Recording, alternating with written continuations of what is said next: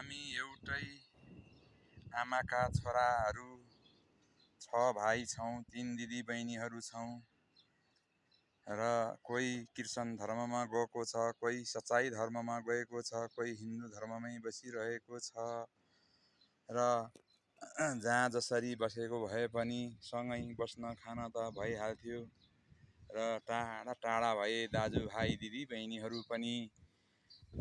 म आमा एउटा हो, म आफैले पालेको छु। बाउ 50 सालमा बित्नुभयो र जन्म मेरो सिन्धुली हो। म काठमाडौँमा बसेको 39 सालदेखि काठमाडौँमा बसोबासो गर्दै आएँ। अहिले जसैसुकै दाजुभाइ दिदीबहिनीहरूमा आफ्नो बनाउँछु भन्दा कहिले आफ्नो भएन, आफ्नो बनाउँछु भन्दा कहिले आफ्नो भएन।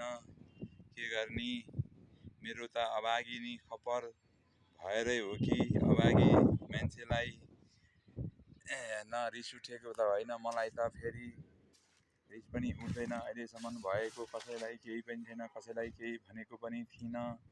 किन टाढा टाढा हुन्छन्, एकजुट दाजुभाइ हुन्न, एकजुट दिदीबहिनी हुन्न, आफ्नो आफ्नो स्वार्थमा घुमिएछन्, खाछन्, बसेका छन्। यस्तै छ जिन्दगी। कुनै परेको बेलामा होस् या नपरेको बेलामा होस् भेटघाट भइदिए धेरै राम्रो हुन्थ्यो। के गर्ने, म चन्द्रगिरी 6 मा बस्छु अहिले चाहिँ हजुर। चन्द्रगिरी 6 मा बसिरहेको छु। चन्द्रगिरी केबुल कार वहाँ छ। यस्तै छ जिन्दगी। कोही आफ्नो बनाउँछु भन्दा आफ्नो हुनु सकेन, आफ्नो बनाउँछु भन्दा आफ्नो हुनु सकेन। न दाइ भयो, न भाइ भयो, न भाउजू भए, न कोही भए, न दिदीबहिनीहरू भए। आफ्नो बनाउँछु भन्दा बनेन, न भान्जा भान्जीहरू भए। मदेखि टाढा टाढा हुन्छ। जति म नजिक गराउनु खोज्छु, जति नजिक गराउनु खोज्यो त्यति टाढा टाढा हुन्छ। यो के मेरो अभागी खप्परले नि यस्तो गराएको हो कि के होला। जतिसुकै मैले अमृतै खुवाए पनि मैले आफ्नो मान्छे बनाउनु सकिनँ। जतिसुकै अमृतै खुवाए नि आफ्नो मान्छे मैले बनाउनु सकिनँ। मासु भात खसीकै खुवाए पनि मैले आफ्नो बनाउन सकिनँ। यो मेरो अभागी खप्पर हो हजुर, यो मेरो अभागी खप्पर हो। के गर्ने, दिदीभाइहरू टाढा टाढा हुँदा आफूलाई नरमाइलो लाग्छ।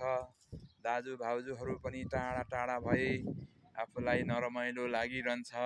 एउटा भएको आमा मसँगै छ, कोही भेट्न आउन न दाइ आउँछ, न भाइ, न दिदीबहिनीहरू आउँछन्। यस्तै छ जिन्दगी साथी, यस्तै छ जिन्दगी।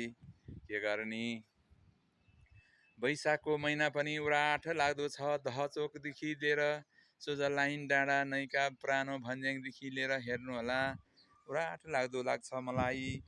आफ्नो बनाउन कोहीलाई सकेन, जतिसुकै अमृतै खुवाए पनि मदेखि टाढा हुन्छ। के गर्ने।